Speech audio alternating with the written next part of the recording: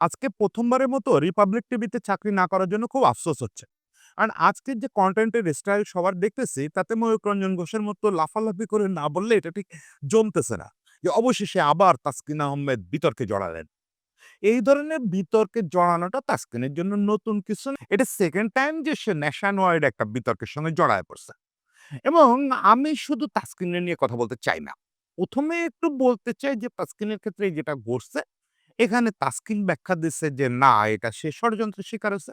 Actually তার এক বন্ধুরে তার পুরনো বন্ধুরা মারছে, সেটা প্রতিবাদ করায় তার নামে মামলা করছে। আমি জানি না সত্যি মিথ্যে কি। প্রত্যেকটা কেসে যিনি বাদী যিনি বিবাদী সবাই বলেন আমি নির্দোষ। যতক্ষণ পর্যন্ত রায় না আসে।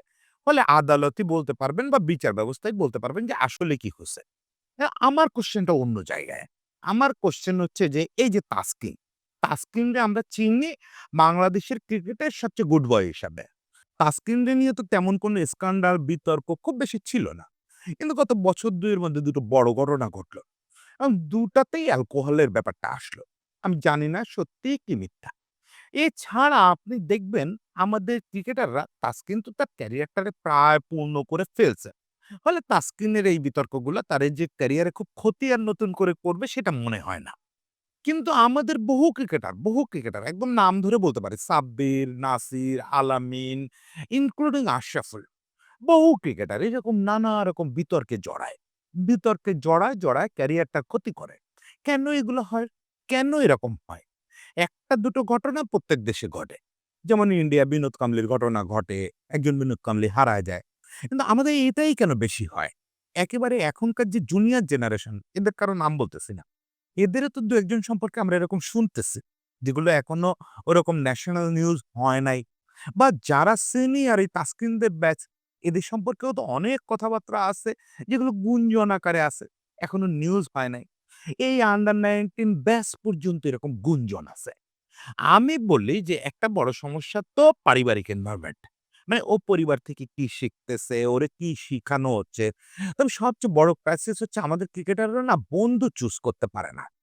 মানে এই ধরনের জাজমেন্টাল কথা কখনোই বলা উচিত না। কিন্তু আজকে এডিটোরিয়াল বলেই বলতেছি, আমাদের ক্রিকেটাররা কক্ষনো বন্ধু চুজ করতে পারে না। এখন এই জায়গাটা আপনি বলতে পারেন যে শ্রেণী বৈষম্যের কথা বলতে চাচ্ছেন? হ্যাঁ, আমি এই জায়গায় একটু ক্লাসের কথা বলতে চাই। যখন আপনি একটা ক্লাস বিলং করেন, আপনি তো ন্যাশনাল ফ্ল্যাগ বেয়ারার। আপনাকে একটু সতর্ক থাকতে হয় যে ঠিক কাদের সঙ্গে মিশবো, কাদের সঙ্গে মিশবো না।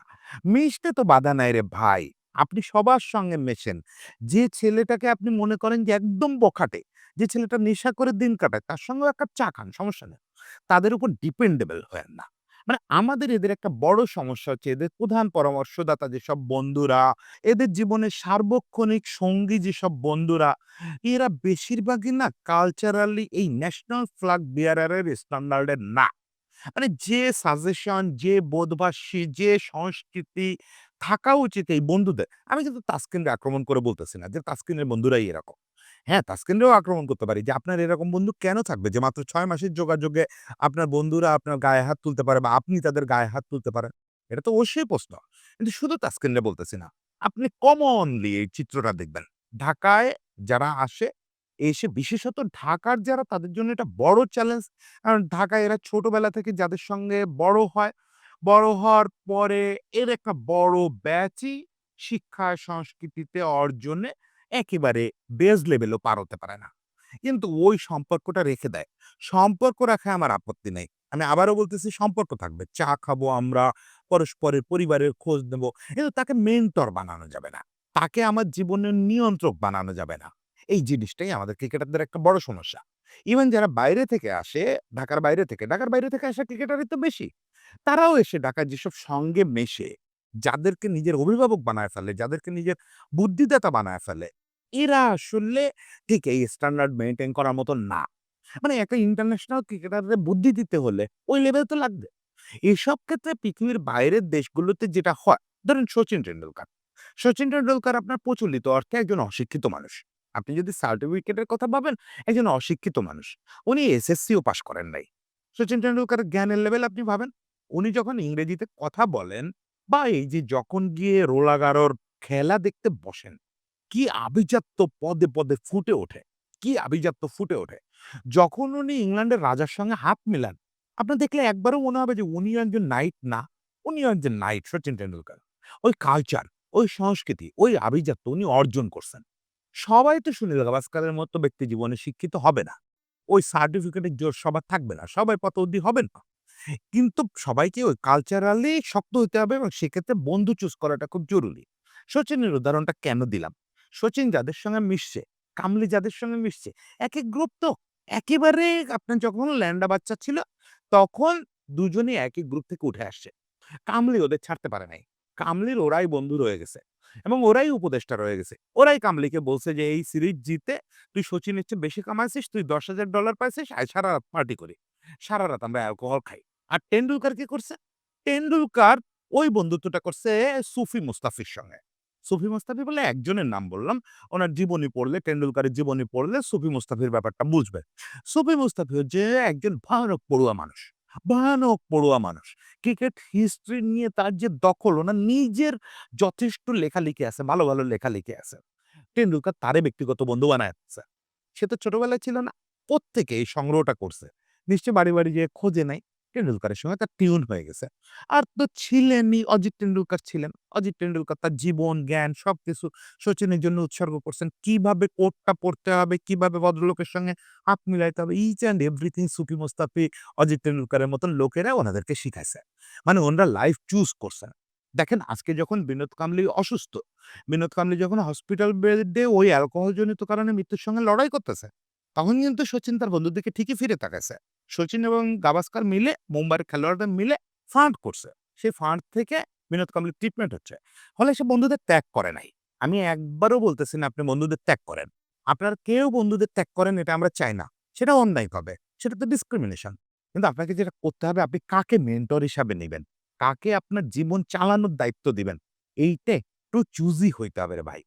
তাসকিনের চ্যাপ্টার কিন্তু প্রায় ক্লোজ। মানে যদি ১০০ পাতার বই হয় তাসকিনের, আমরা কিন্তু ৯০ পাতায় চলে আসছি। মানে তাসকিন আর ১০ পাতার বেশি নাই। ফলে তাসকিনকে জ্ঞান দিয়ে আমার লাভ নেই। তাসকিন এই জ্ঞান নেবেন এটাও আমি আশা করতেছি না। স্টিল যারা অ্যাক্টিভ আছেন তারা একটু পূর্বসূরিদের দিকে ফিরে তাকান। তাসকিনের কেসটা সম্ভবত ডিফারেন্ট কারণ তাসকিনকে আমি ব্যক্তিগতভাবে চিনি। হি ইস এ গুড বয়। একেবারেই গুড বয়। তার এসব কাজ করার কথা না। কিন্তু বাকি যাদের কথা বললাম এই আলামিন, নাসির, সাব্বির এরকম শত, শত নাম বলতে পারবো। যারা হারায় গেছে শুধুমাত্র এই জীবনে সঠিক বন্ধু পছন্দ করতে না পারায়। এখন যারা যদি কেউ শুনে থাকেন, শোনেন বা না শোনেন, এই যে আমাদের এখন ন্যাশনাল টিমে কয়েকজন আছেন, আপনাদের সম্পর্কেও তো টুকটাক গুঞ্জন আছে। আপনারা সঠিক বন্ধুটা খুঁজে বের করেন। সঠিক উপদেষ্টাটা খুঁজে বের করেন। যাকে আপনি আপনার জীবনের সবকিছু খুলে বলতে পারবেন, সে সঠিক সিদ্ধান্তটা আপনাকে দিতে পারবে।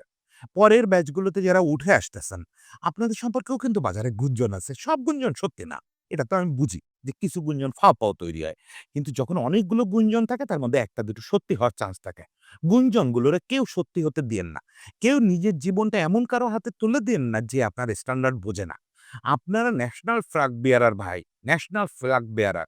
আপনাদের হাতে লাল সবুজ জাতীয় পতাকা। আপনাদের সামান্যতম বিচ্যুতি পুরো ইয়ং জেনারেশন এর জন্য ক্ষতিকর। আজকে ধরেন তাসকিনের ক্ষেত্রে যে একটা কুৎসিত হেডিং সব জায়গায় হচ্ছে যে মদ খেয়ে মারামারি করছে। এই মদ খেয়ে শব্দটা দেখে বাচ্চা, বাচ্চা সমর্থক যারা তাসকিনের মারাত্মক ভক্ত তারা জিজ্ঞেস করতেছে বাবা-মারে, "বাবা মদ খেয়ে মারামারি করা মানে কি?" বুঝেন না কিরকম একটা ধাক্কা লাগতেছে জেনারেশনের উপরে? এই ধাক্কাটা দিয়েন না। আপনাদের একটা রেসপনসিবিলিটি আছে। সেই রেসপনসিবিলিটির জায়গা থেকে আশা করি ব্যাপারটা দেখবেন। সবার জন্য শুভকামনা। আশা করি তাসকিন খুব দ্রুত এই ঝামেলা কাটায় উঠবে। তারপরে আবার পূর্ণ ছন্দে এশিয়া কাপ খেলতে চলে যাবে। সবার জন্য শুভকামনা।